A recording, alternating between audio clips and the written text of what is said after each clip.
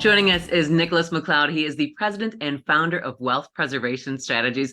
Nick, welcome. Talk about the NJM difference.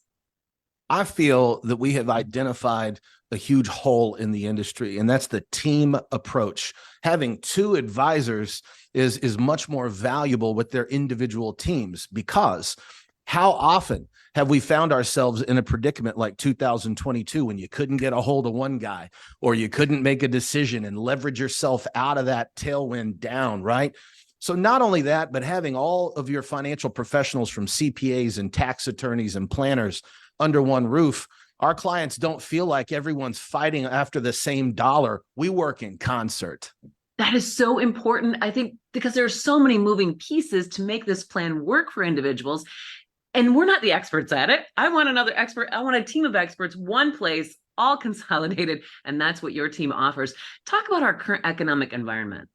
Our current economic environment is tricky at best. I've been in this business for nearly 2 decades and grew up in this business. So it's not uncommon for us to see some of the things that have been happening over the course of the last 2, much less 10 years, but all at once. It's never happened before in U.S. history. So I don't expect the amateurs to get it right if the professionals 90% of the time are getting it wrong. Right. So we got to be aware of the central bank and the damage that fast rising interest rates have on our banking and equities markets, not only our bond market, which is an international theme, but be aware that once you crest the wave of all-time highs and you're pushing back towards those all-time highs, history says that the worst is yet to come. Okay. Well, then what do we need to look for?